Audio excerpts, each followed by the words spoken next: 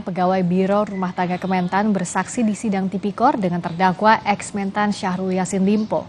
Menyebut diminta untuk membayar kartu kredit pribadi SYL sebesar 215 juta rupiah.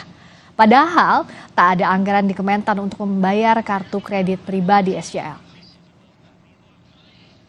Sampai saya dicopot itu terkait kartu kredit, Yang Mulia. Baik, saudara dicopot. Iya. Siapa yang copot jabatan saudara? Kalau yang copot kan informasi ya atasan kita langsung ya Pak Sekjen, Yang Mulia. Pak Sekjen yang copot saudara ya? Iya. Kenapa dicopot? Saya tidak tahu, Yang Mulia. Saudara pernah dimintai siapa yang perintah saudara? Panji atau siapa? Kepala Biro, Yang Mulia. Kepala Biro ya? Pak Musafak. Iya, Yang Mulia. Apa yang disampaikan ke saudara? Untuk membayarin kartu kredit, Yang Mulia. Membayar kartu kredit. Kartu kredit itu apakah dalam bentuk apa? Note, apa namanya tuh? Struk.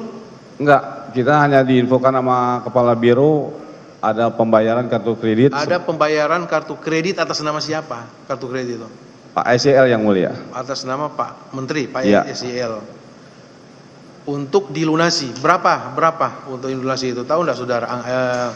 Sekitar 200-an lebih, Kang Mulia. 200 juta. Iya. Itu saudara yang dapat informasi dari Kepala Biro, Yang Mulia. Kemudian dari Kepala Biro menyampaikan ke saudara harus disiapkan, kan tidak ada dana. Tidak ada, Yang Mulia. Baik, saudara.